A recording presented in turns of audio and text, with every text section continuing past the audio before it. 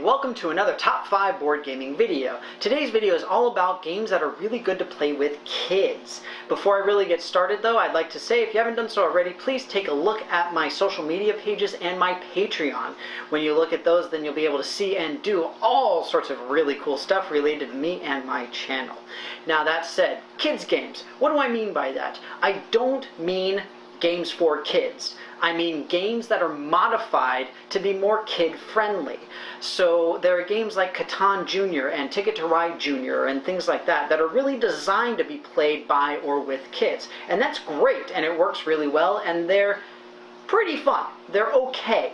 But what I wanted to do for this video is I wanted to take more meaty hobby games and just sort of modify the rules a little bit that make them work better for younger kids. So we're talking like 7, 8, 9-ish, like right around that area. Maybe a little bit younger, but I wouldn't go too much younger. So the important thing with this is that you want to make sure that the kids are able to pay attention for a decent amount of time. You don't want to have rules that are super complex, but at the same time, all of these games are really great for teaching critical thinking, even simple things like mathematics, even spelling sometimes, and just generally helping them learn about the world and what's going on and how things work. That said, as always, I would love to hear what you guys have to say.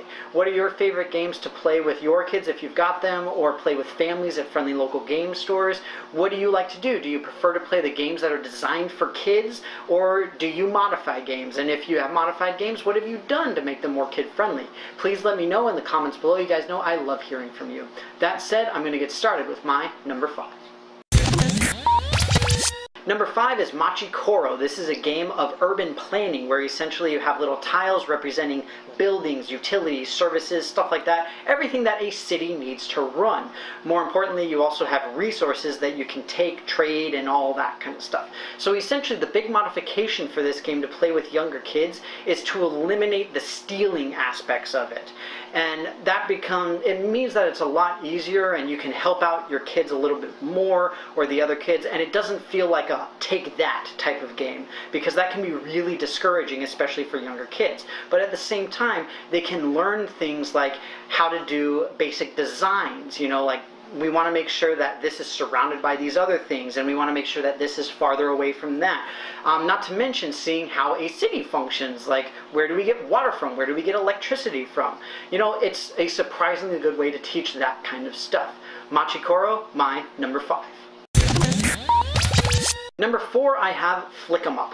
This is a unique game in that you can pretty much out of the box play it with younger kids even, and the reason that it's so much fun and it's so interesting is that it's really a lot about dexterity, and especially around the ages of like 6, 7, 8, around there is when kids are really starting to utilize more pinpoint and more precise dexterity. So in the case of Flick 'em Up, you are literally taking the discs and flicking them around the table.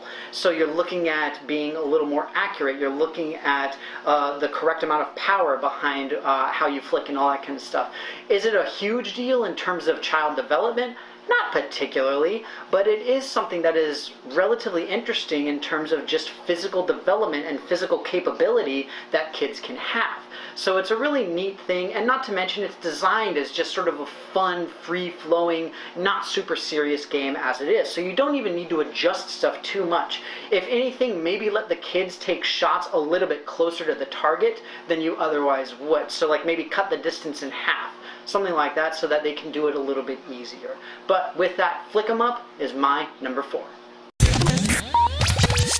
And number 3, I've got Power Grid. This might come as a huge surprise because, let's face it, Power Grid is a fairly complex game. It's got a lot of stuff going on with it. However, think about everything that it teaches. You learn about mathematics, you learn more about planning, you learn about strategic thinking, critical thinking. All of these things are in this game. That said, there are some substantial changes that you have to make. In general, I like to remove the auction system entirely and either allow people to simply buy a power plant or just give power plants, essentially.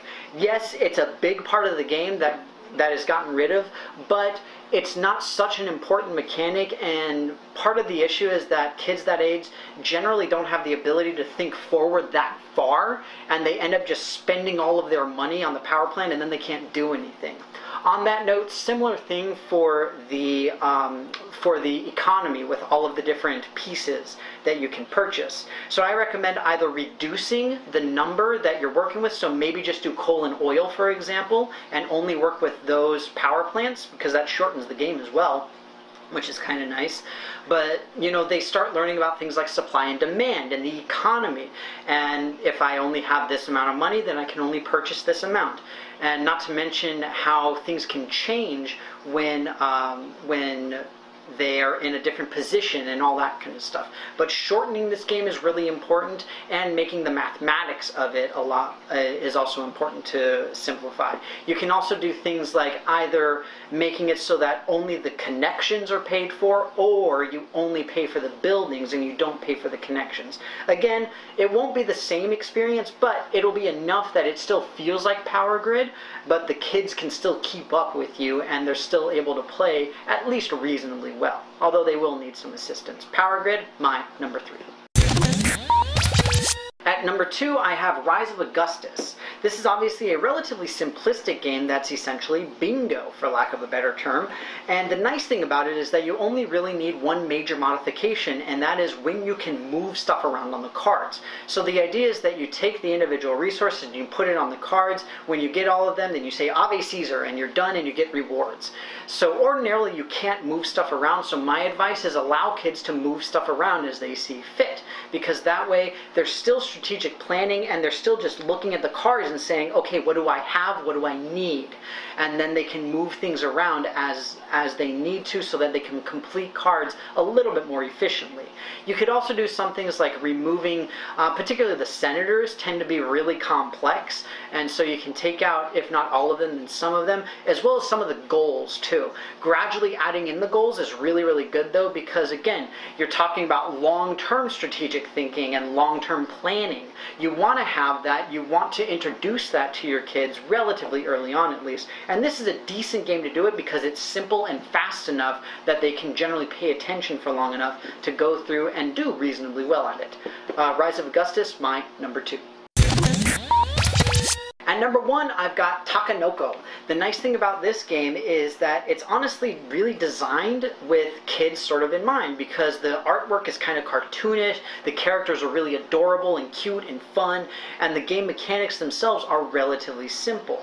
The issue that you potentially have with younger kids, it is recommended for 8 and older, but even at that age it's a little bit tough. I would recommend taking out the goals related to how you build up the hexes, because those can be completely mind-boggling and really, really difficult to wrap your head around.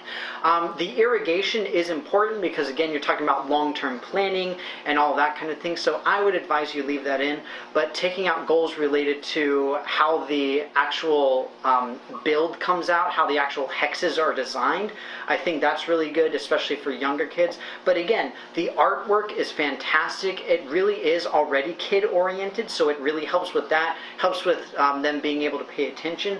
But again, strategically, you do have a lot of looking at, you know, where is this person able to move? How can they move? How is that going to help me? Is it going to help me? Should I do it? All of that kind of stuff.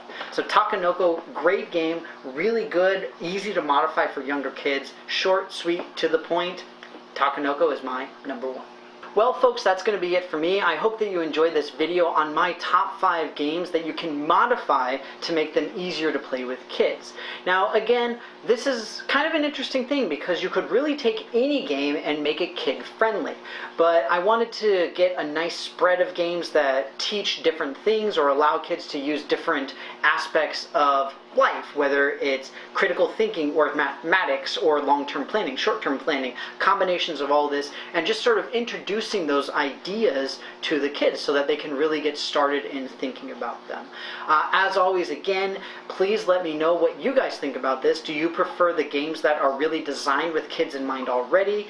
Do you like to do the same kind of thing with games where you modify them so that they're more kid-friendly and they can play them a little bit more easily? Please let me know in the comments below. You guys know I love hearing from you. But with that, thank you very, very much for watching. I hope that you enjoyed this video, and I will see you next time.